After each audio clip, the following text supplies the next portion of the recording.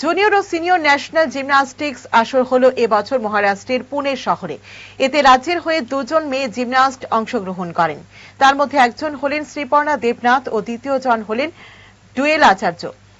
শ্রীপর্ণা অত্যন্ত দক্ষতার সঙ্গে এই আসরে 4টি ইভেন্টে 4টি স্বর্ণ পদক অর্জন করে। তাদের কোচ ছিলেন বিশ্বেশ্বর নন্দী। 29 এপ্রিল থেকে 3রা মে পর্যন্ত এই আসর।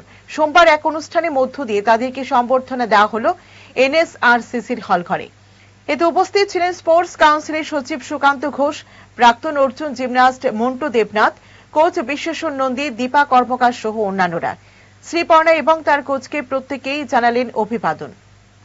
অ্যাকচুয়ালি জুনিয়র আর সিনিয়র ন্যাশনাল জিমন্যাস্টিক প্রতিযোগিতা হয়েছে মহারাষ্ট্রের পুনা শহরে 29 থেকে 3 মে অবধি। সেটাতে সে অংশগ্রহণ করতে গেছিল। আমাদের রাজ্য থেকে দুজন মেয়ে গেছে। দুজন মেয়ের মধ্যে একজন হয়েছে শ্রীপর্ণা দেবনাথ, আরেকজন হয়েছে ডুয়েল আচার্য।